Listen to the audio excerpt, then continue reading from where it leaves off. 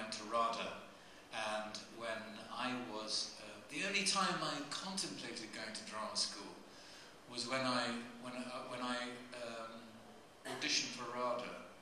I think I was 19 at the time. We're jumping a bit, but you can drag me back. And I auditioned under my birth name of Krishna Banji, and I have appalling handwriting. And you'll see the results of this shortly. And I was sitting in the waiting room, and the usher had a clipboard, and he was calling out the names of these poor souls who were about to audition for RADA. And he announced that the next person to audition was Miss Christina Blange. I looked around, and there was nobody there. Christina Blange. I thought, oh God, it's me. Because obviously he'd read Krishna Banji as Christina Blange, and given my handwriting, it's not a very difficult segue. So that sort of took the wind out of my sails, and I did a very mediocre audition, but everything happens for a reason.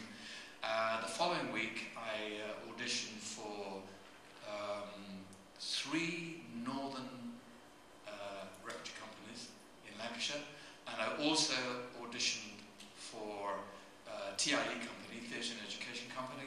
They gave me a job, and I was a professional actor by the age of 20, having collapsed in Stratford-upon-Avon at the age of 19, watching Sir Ian Holmes' Richard III, which was so captivating. As many of you will know, Richard III is 98% verse. Da-dum, da-dum, da-dum, da-dum, da-dum. Now is the winter of our discontent, made glorious summer by this son of York. It's mesmerising. From the moment that play starts to the moment it ends, it's in 90% galloping verse. And I, 19, I couldn't get a seat in the auditorium. It was packed. I stood at the back, and it was a July, very hot day in the UK, and I fainted during the show from heat and excitement, because as Sir Ian Holmes ta-tum, ta-tum, ta-tum, ta-tum, ta-tum went across the stage that way, I was standing at the back of the auditorium, and I moved with him. And as he went that way, I moved that way. I wanted the minimum distance, that straight line between him and I, to be maintained. And I finally walloped hit the deck. And I managed to get out into that lovely cool foyer, which is still the same foyer, even though the theatre's been redesigned. And a lovely usher said, "Would you like a glass of water?" And I said, "Yes, please." And I had a glass of water and returned and watched Ian complete the performance, and then hung around the stage door and the green room balcony and spoke to the gods whom I worshipped. The actors there, David Warner and Ian Holmes and Peggy Ashcroft, and these amazing people. And my bemused parents came to pick me up after the show, and I decided to make an announcement, to completely deaf ears, but never mind, I made an announcement. I said, "This is where I want to be, this is what I must do." "Okay, get in the car."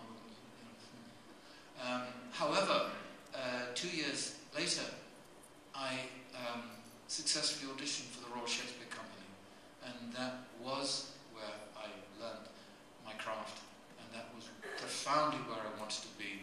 And I was on the same stage that I collapsed in front of a mere 2 years before that. So we're now at the RSC. Thank goodness for Trevor Nunn, Peter Brook, Peter Hall, these glorious people, and the voices that I heard on stage, shaking, resonating the floorboards upon which I was standing. These voices like sprung steel, manipulating and using the most magnificent language ever handed down to us, making it come alive in front of thousands of people, night after night after night. I was in heaven. My goodness, we worked hard as actors in that company, and it was my life. It was my university. It was my mum and dad. It was my lover. It was my mistress. It was my wife. It was my job. It was my meal. It was my everything. And I only live now 25 minutes from Stratford-upon-Avon. I love that area of England, and that extraordinary opportunity to audition for star.